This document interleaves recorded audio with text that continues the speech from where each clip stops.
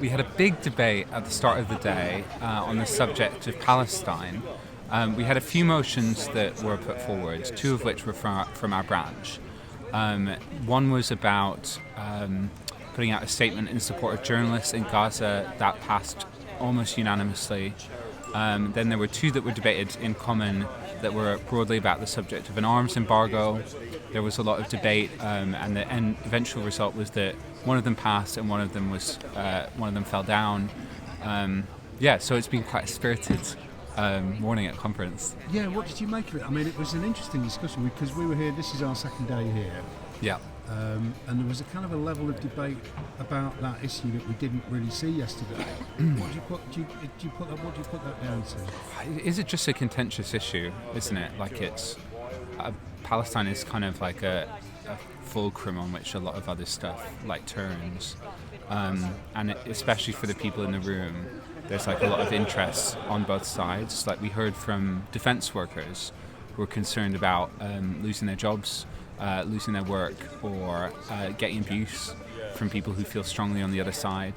But at the same time, there are a lot of people who come from like an anti-racist point of view or an anti-imperialist point of view, or even who have relatives in Gaza or have the connection through being Muslim, who also have like that strong depth of feeling.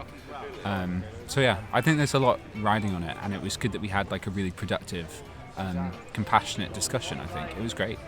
And last one, because we want to go and get some food. Yeah. So you're a fairly recent member, is that right? I think, a year or two. Okay, so a year or two in the union. Yeah. And certainly new to the executive committee and activist in the branch. What would you say to the 99% of members of our branch who aren't active at the moment? What are you getting out of it? What's there for you? Why should they get more involved? I think you should get more involved because this is a forum where we can collectively represent our interests. I think it's not perfect. There's a lot of things we need to change. A crazy number of things, to be honest. And I'd quite like to work to change them. And I'd like you to as well. That would be great. Well, since you've mentioned it, what would be top of your list of things to change? I think the way that a lot of companies, including the BBC, use freelancers is disgraceful.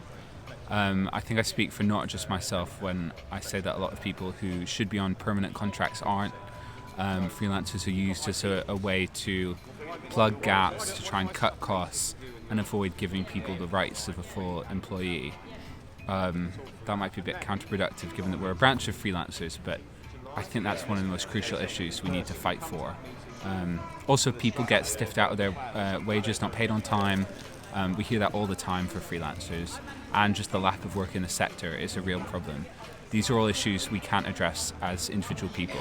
We can only address them as a collective and as a union.